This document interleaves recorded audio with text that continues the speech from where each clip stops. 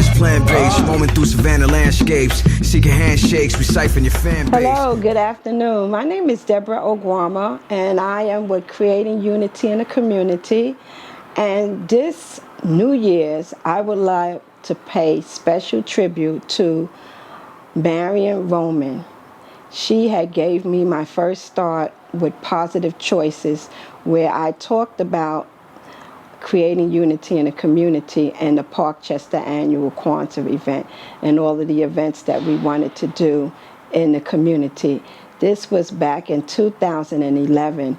So it starts out with fresh fruits and vegetables. It starts out with positive mental ability and spiritual ability. And those are the things that we will be talking about beginning the new year. Thank you. Good evening. This is Mother Nature, and this is Positive Choices. Today I have a very special guest today. Her name is Deborah Oguama, and she's from the organization of Creating Unity in the Community, and she's from the Bronx. And welcome, Deborah. Thank you for having me. Could you tell me something about your organization? Yes. Creating Unity in the Community. I came up with that concept because I had hosted the first Kwanzaa ever in Parkchester, and I felt the need to, bring the community together on having people to express themselves with different vending, art, and spoken word, and food and activities. So we had various performers, and we had various organizations to come in and talk about what they also do in the community. So why not have it under Kwanzaa? Okay, now where's this location that you had this festivities? Okay, we were gracious enough to have the Islamic Cultural Center, which is located at 2006 Westchester Avenue. They were gracious enough to host the first Kwanzaa event ever. Oh, that's wonderful. You know, it just so happens that last year I had the first Kwanzaa.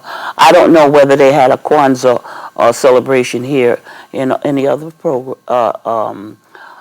any other producer had, but last year it was my first, and I had been looking for about 3 years trying to find somebody who knew something about the Kwanzaa, and I was so lucky to have somebody, and I did do my first Kwanzaa last year, and I'm expecting to do another one with your organization. Great, welcome. Okay. Glad to have you on board. Okay, and I want to have it around that time, Kwanzaa, which is December the 20. We'll have it December the 26th and the 27th. So that's that Sunday and that Monday at the Islamic Cultural Center, and we will start our program from 2 to 8 p.m. and we will be emphasizing on the first principle, which is Mojama, which is unity. And the second one would be on Kuji Jakalia, which is self-determination. Okay. So you're going to go through the whole ceremony, right? Yes, we will. We will have various performers. We would also have various vendors that would come in and showcase their unique art and artistic expression. We will have activities and performances with the children as well. And we're hoping for a very large turnout. We also are urging various organizations to come and participate and to talk about what services that they also provide in the community, because it is about people coming together. Okay. Now, are you originally from the Bronx? Yes, I am. Okay, tell me something about where you came from and some your education and anything about you of interest that we might be interested in. Okay, I was born here in the Bronx. I was born in, I grew up in Soundview Projects, And from there, we moved to Classam Point. And then from there, we moved to Long Island. But my ties have always been very close here to the Bronx. I went to school in Southern Oregon State, and from there I went further on, and I ended up coming back to New York. I went to New York Theological Seminary School at Marble Collegiate College, graduated 1988. Worked for various nonprofit organizations dealing with ACS, criminal justice, mentally ill chemical abusers, you name it. So I did that type of work for 20 years. And then I ended up recently residing in Parkchester. I've been in Parkchester now for over 18 years. And I decided that I needed to go back to school. So I ended up graduating Lehman with a sociology degree in 2005. And now I'm presently back in school doing law preparation classes in order to get into law school. Oh, my goodness. So, and again, today, I find that there is a great need, for me to really give back into the community. So I've been, doing a lot of various things, and now I have a lot more time to concentrate within my community and help my community to be a bigger, a better one. I remember it as a little girl, so I'm familiar with the demographics, and I feel that in order for us to push forward in the future, that certain programs and activities still need to be passed on to the next generation. And what better event is Kwanzaa, and Kwanzaa is for everyone. Kwanzaa is for all people. And the principles to me are universal principles. They are principles whether you're religious, or whether you have traditional beliefs. It crosses all of those boundaries, and it crosses all of those color boundaries also. So I feel that out of each of those principles is something that someone can identify to and also relate to in that. So why not do it underneath that? Okay.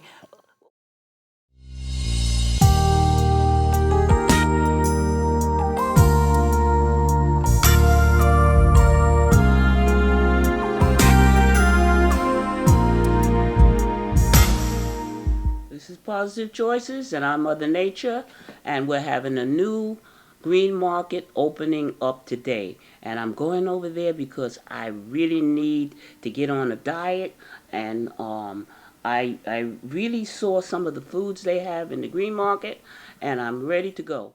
Debbie Oguama, this is her brainchild. Over here, I have some of the things, some of the fruits and vegetables that they have. As you can see, they're very nice. And the aim is to eat healthy.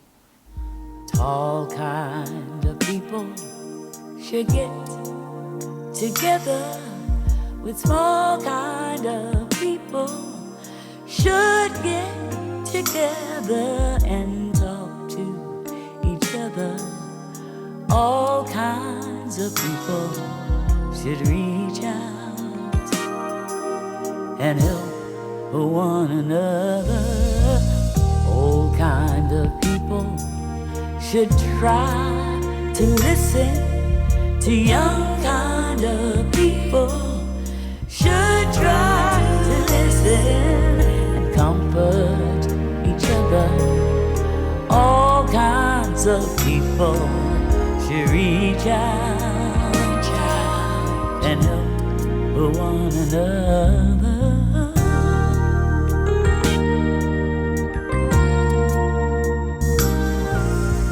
Hi there, my name is Liz Carollo. I'm here from Green Market, or a program of Grow NYC, and I'm here with Margaret Hoffman, Regional Coordinator for Green Market. Great. Margaret, tell us where we are today. We're at the grand opening of our newest market. It's in Parkchester in the Bronx, and we're very excited to be here. Great. So it is mid-July. What all can you find at the market right now? Oh, we're almost at the peak of the summer season. We have corn, lots of summer squash, potatoes, onions, cauliflower. We have peaches, plums, raspberries, blueberries, pretty much a little of everything.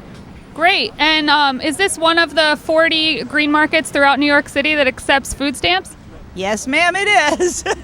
And not only do we accept food stamps, but we have a special part. It's part of the Health Bucks program. So for every $5 that you spend on your in food stamps, you get a $2 coupon. So that expands your food dollars quite a bit. And besides coming here and buying lots of seasonal produce picked at its ripeness, what other activities and events can you expect?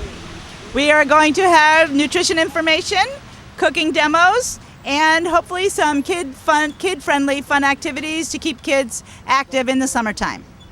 Great. Well, we'll expect to come back all summer long. Thanks. All kind of people should get together with small kind of people should get together and talk. I live in this neighborhood and we never have fresh vegetables early in the morning in our neighborhood. So I'm happy about what we have this morning, and I hope they keep coming every another week or every week, because this is a healthy food to be eating.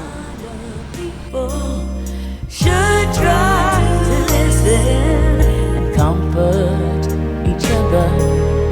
All kinds of people should reach out and help one another.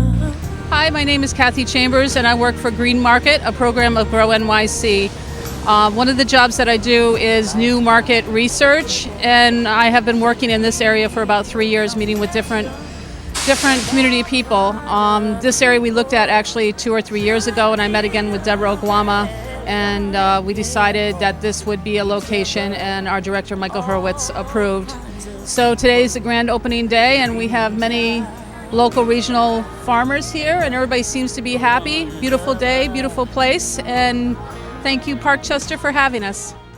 I'm shopping here for healthy foods to start on a new diet, and this is the perfect place, Green Market. Okay, so now I'm gonna look here and see what they got, and the price, of course. What's the price? What's the price on the potatoes? Oh, it's over there. So you got a potential. I want to get some of those string beans. They look good. But I need a few potatoes, not too many. I want to get a few potatoes. I could use some potatoes. And I want some string beans. Maybe a couple of ears of corn. And then I was talking with the nutritionist over there at the table, and she was telling me that half your plate should be vegetables, you know, when you're on a diet.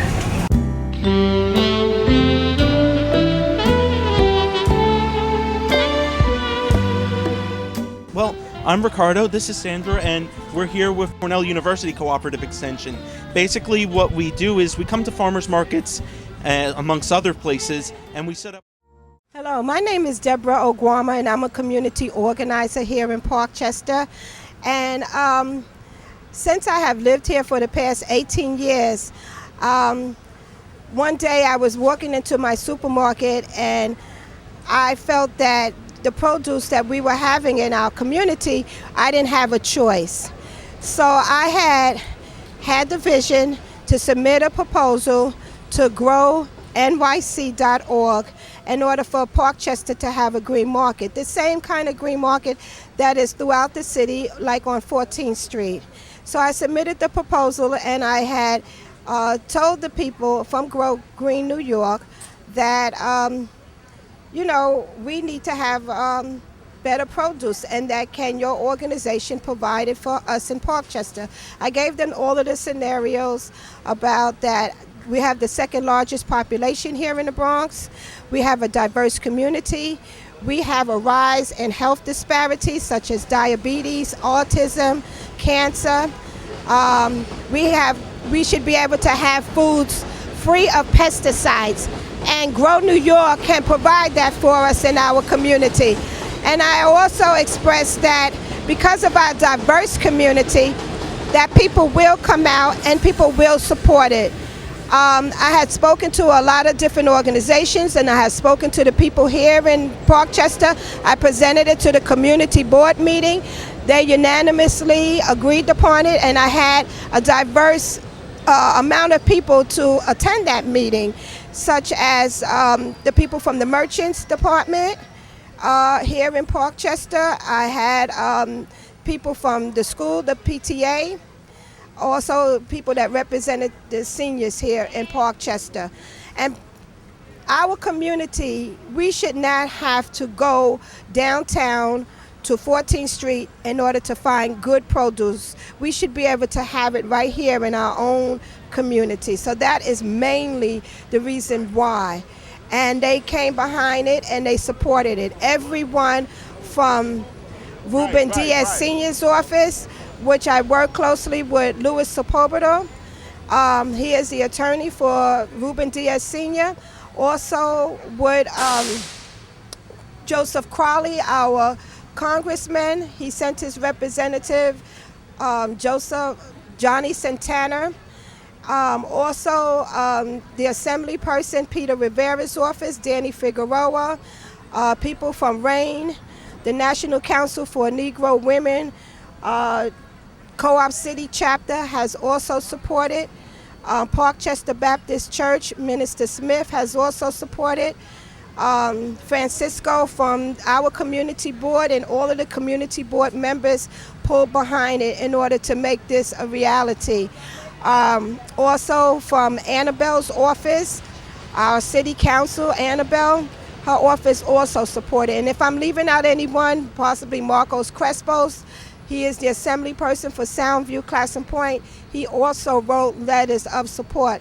Parkchester Custodian also supported, along with PET and other organizations. So I am just so happy and so pleased and so blessed that this is a reality now. And we do have this farmers market every Friday from 8 o'clock to 5 p.m. People can come out and have a choice on foods free from pesticides, foods that are healthier for our children, to cut down on the obesity, to cut down on the health problems that we face here. This is how it starts with good food in our households and in our community.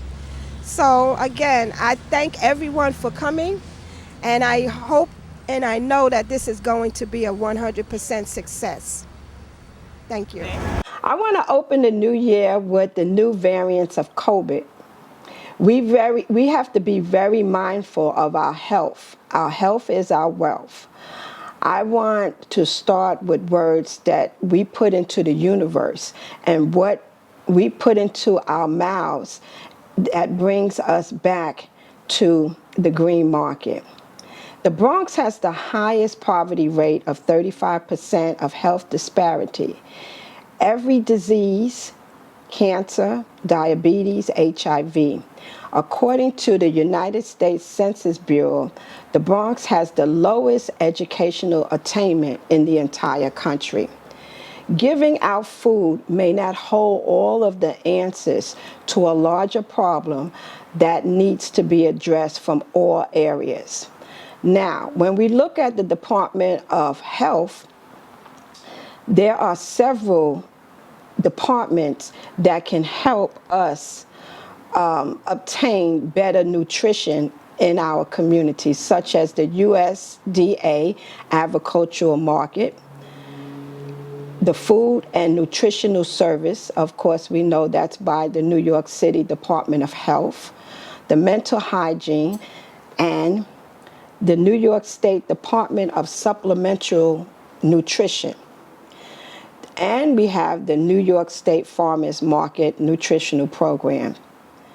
So there are several programs throughout our community that we really need to pay attention and look at, and also hold our politicians accountable for it, because the politicians are the ones that can bring forth these particular programs in our community and have better health food choices for the community as well. So when we want to help to educate our politicians, our leaders, and the community board, these are the people that we can either start petitions, we can rally up and say to them and write letters about the various food choices in our communities. What information in the programs that we can implement in our community? As a resident of the Bronx, we do not receive information about our budget or how our money is being spent and how we can apply for capital funds in order to provide better food choices in our community. Each community board has a budget, just like each politician, whether they're your assembly person or your city council members. They all have budgets and they all sit on committees. And it's up to us in the community to request and want to ask, well, what are those budgets? What are those budgets look like?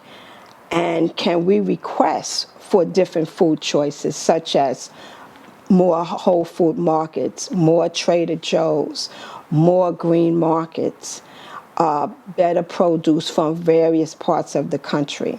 Because we know we need them, because it affects our mental health as well. And we may not have a lot of advocacy or assistance from our political leaders as we would like to, but these are the things that we need to start being very much so aware of, especially coming into the new year, because it appears that the disease of COVID or the different variants are going to be here for however long they may be. But what we can do is that we can be more mindful and more cognitive of our health and the things that we do in order to help improve our health. So again, we can also urge our political leaders, and if they are not adhering to it, we can try to start some of those programs. A lot of people in the community have given out food. Organizations have given out food. So, okay, we talked about our health disparity. Other issues that affect the mental health is when we have no advocacy or no assistance from our political leaders, nor do we have enough assistance from our police department. When we have problems in our community, such as entitlements, where we need legal advice or legal help, when members of our family are being traumatized, and especially here in the Bronx, because I can speak from the Bronx as a Bronx resident, when individuals are missing or being arrested or being harassed for crimes in the Bronx, a lot of times we have no programs that is willing to step in and give us any type of assistance, such as legal assistance, such as arraignment organizations going down there to when a family member is being arraigned and finding out what the bond is or what other recourses that we can take. We have no real advocacy. No one is really advocating for us. How many black children or adults are being hired to work in the Bronx communities? How many adults have to work outside of the Bronx communities? This is really creating a real problem, because there are jobs, but a lot of the jobs are minimum wage paying jobs. They have jobs with no pensions, no tuition for college. And then we wonder why our communities are so traumatized or ridden with heinous crimes such as robberies consistently, because people do not have enough money to maintain a sustainable lifestyle, such as a roof over their head and food in their mouth and a decent job in order to take care of their children. These are things that are not being provided to us on a higher level. When you have politicians or organizations that are not offering no educational seminars, no small business loans, no home ownership loans, how to do tax laws or tax credits, when you have little or no organizations that are receiving discretionary funds and that are all actuality putting forth positive programs that's really making an impact in our community. I know, being on Community Board 9, 5 years ago, I noticed a strange or a horrific decline. We have less than 5 restaurants in Community Board 9 in the Bronx, less than 5 daycares that are Black-owned, and I'm talking about Black-owned restaurants, Black-owned daycares, Black-owned businesses, 1% of Black organizations, less than 5% of Black-owned hair salons, barbershops, convenience stores, pharmacies, and we have less than 2% of Black lawyers here in the Bronx, and 2 of them I know personally. We don't have Black-owned grocery stores, so we're not controlling our food chain. That's another issue. And also with our churches, our Black churches, the very few that we have, they're not teaching our people or feeding their flock about Black theology or Black economics at all.